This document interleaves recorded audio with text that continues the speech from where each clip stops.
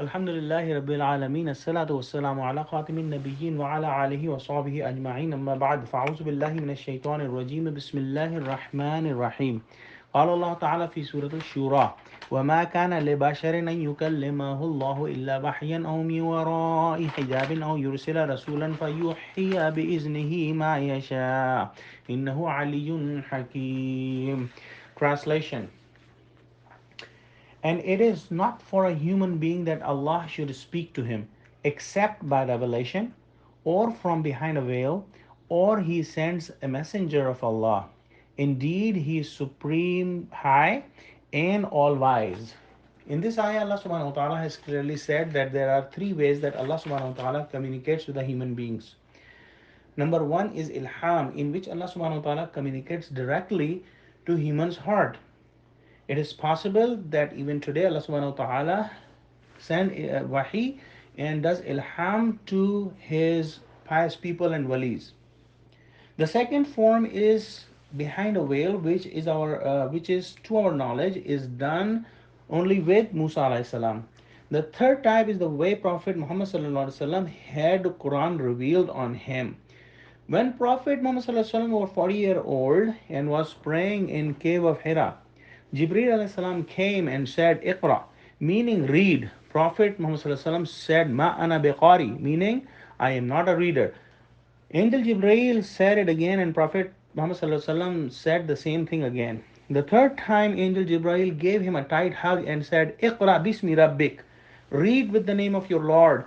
And then Prophet Muhammad sallallahu alaihi wasallam started to say what Jibreel said. This wahi was the first wahi, and it is recorded as first five ayahs of Surah Alaq. I will recite those ayahs.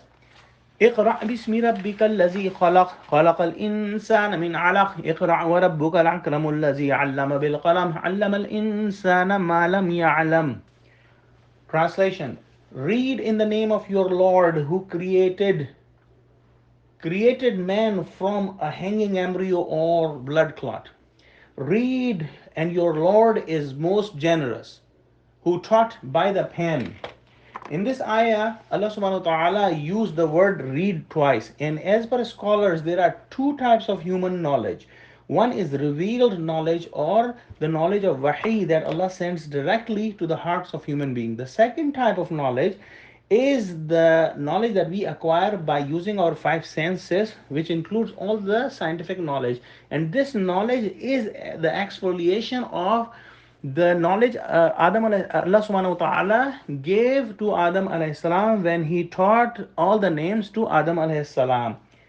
Both knowledges are important for human success. These ayahs in and the story, we can see Allah has put his words in Prophet Muhammad sallallahu alaihi wasallam's mouth through Jibreel alayhi salam. We will be amazed by the fact that the same method of revelation of book is mentioned in Bible. If we see Old Testament, book of Deuteronomy, chapter 18, verse 18. Book of Deuteronomy, chapter 18, verse 18, it is written in today's Bible, I will raise up for them a prophet like you from among their brothers, and I will put my words in his mouth, and he shall speak to them all that I command him.